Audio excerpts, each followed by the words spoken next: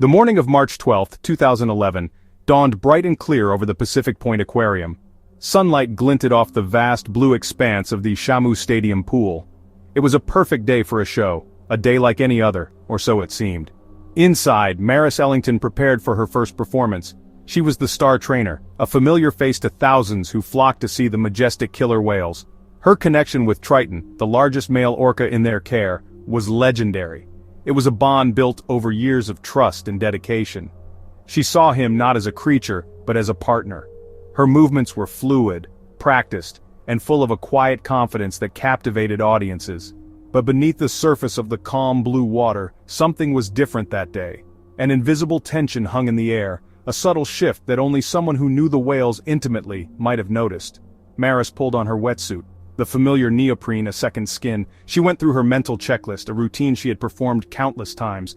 Her focus was absolute.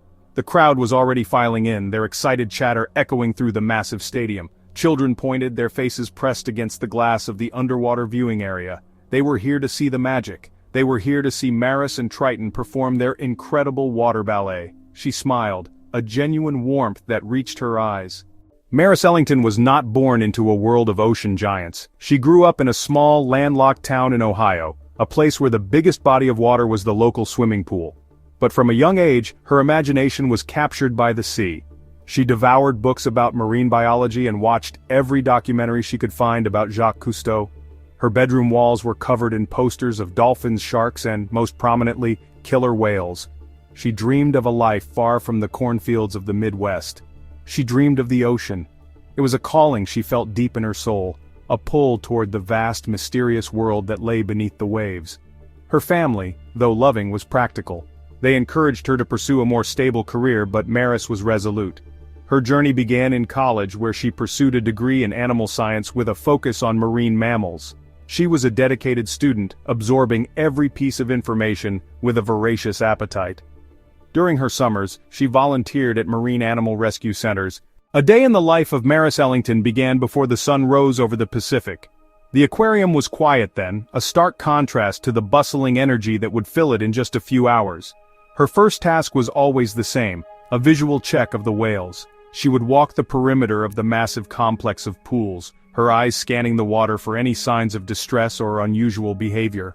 She knew each whale's personality as well as she knew her own family's. There was Katina, the matriarch and a calming presence. There was Sky, a young and playful female. And then there was Triton. He was the star, the focal point of her work. Their morning greeting was a quiet ritual, a moment of connection before the structured chaos of the day began.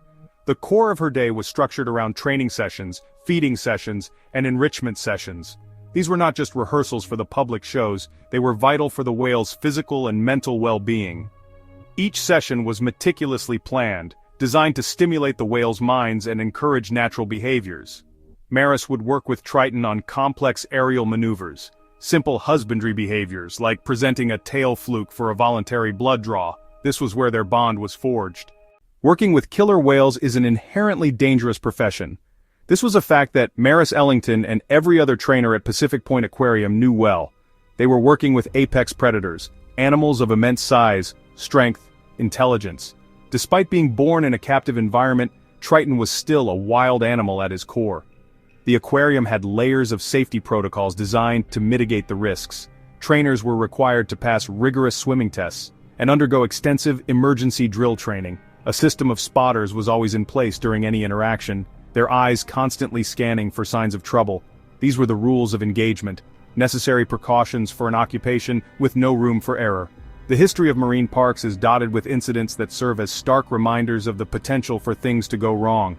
Trainers at other facilities had been injured, some severely.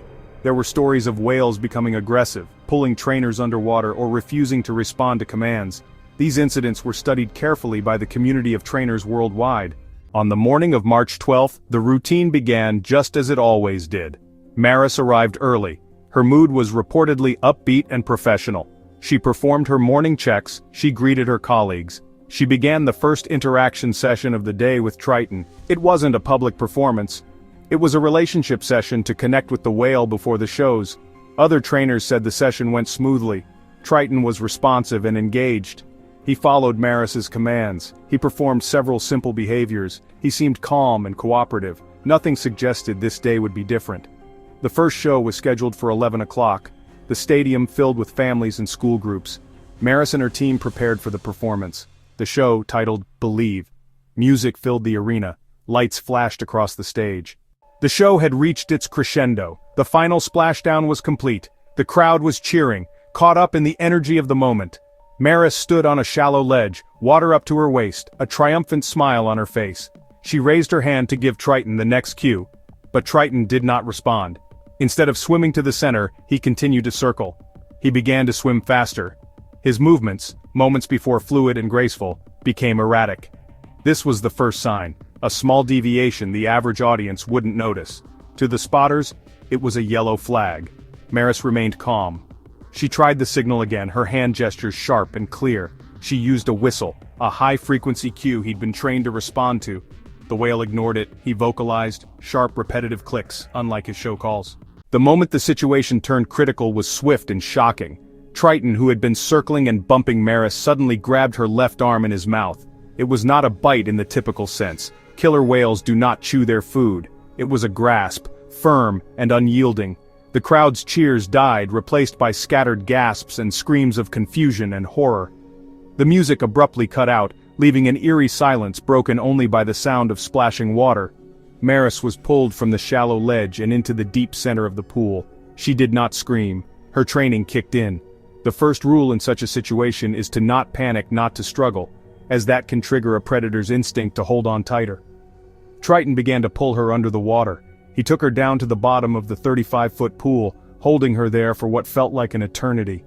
In the immediate aftermath of the attack, a stunned silence fell over Pacific Point Aquarium. Empty stadium seats and a silent crowd. The audience was quickly and chaotically ushered out.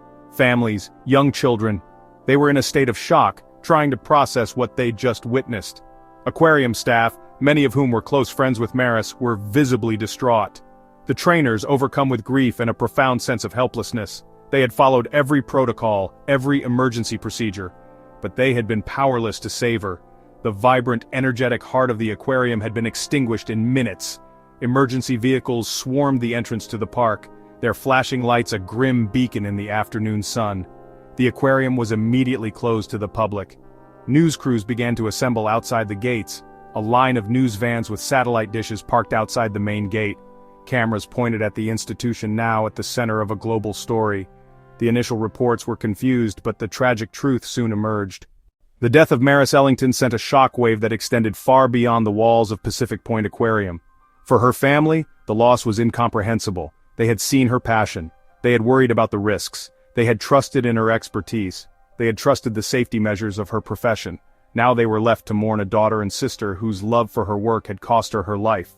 Her colleagues grieved. Friend, leader, mentor, whose infectious enthusiasm had inspired them all. The global community of marine trainers was shaken to its core, forced to confront the danger of the bonds they built. The public reaction was intense and deeply divided. Animal rights activists said killer whales do not belong in captivity. Concrete pools are prisons, they argued, causing distress and aggression. Protests erupted outside Pacific Point. Protests also spread to other marine parks. The incident became a rallying cry for the anti-captivity movement. They portrayed Maris as a victim of a cruel industry. Supporters of marine parks pushed back, including many in the zoological community. They said parks serve research. They said parks fund conservation. They said parks provide public education.